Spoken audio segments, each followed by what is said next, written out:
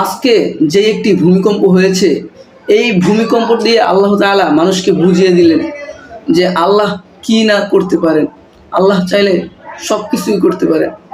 এই ভূমিকম্প সম্পর্কে রাসূল করিম সাল্লাল্লাহু আলাইহি ওয়াসাল্লাম তিনি বলেন, قال رسول الله صلى الله عليه وسلم وكذلك إذا زالت الأرض فصل صلاة الكسوف فإذا فرغت منها فاسجد।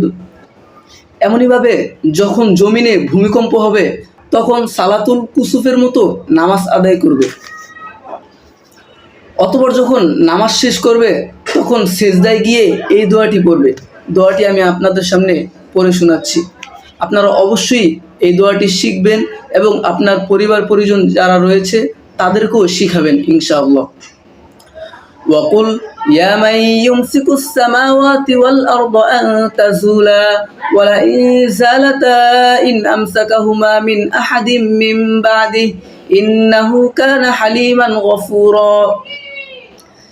ইয়া মান ইউমসিকুস সামাআ আন তাকা আলাল আরদি বিইذনিহি আমসিক আন্নাস সাকমা ওয়াল আযা ওয়া জামিআ আনওয়াইল বালাই। এই দোয়াটির অর্থ হলো, হে ওই সত্তা যিনি আসমান ও জমিন উভয়টিকে ধরে রেখেছেন,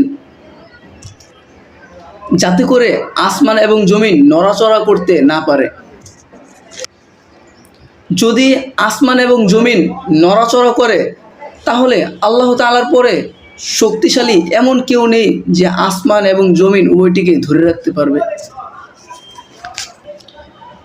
নিশ্চয়ই আল্লাহ তাআলা বান্দাদের উপর অত্যন্ত সহনশীল এবং ক্ষমাশীল।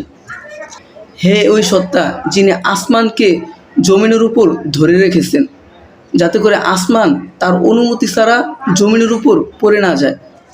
হে ওই সত্তা, আপনি আমাদের থেকে রোগবালাই দূর করে দিন, আমাদের কষ্টসমূহ দূর করে দিন এবং আমাদের সমস্ত বিপদ আপদ বালা মুসিবত থেকে রক্ষা করুন।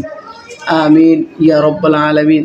তো প্রিয় দর্শক, এই দোয়াটি আমরা বেশি বেশি মুখস্থ করব এবং অন্যদের কাছেও এই দোয়াটি পৌঁছে দেব।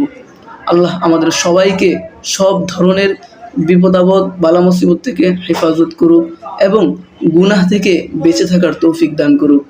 আমিন ইয়া রব্বাল আলামিন।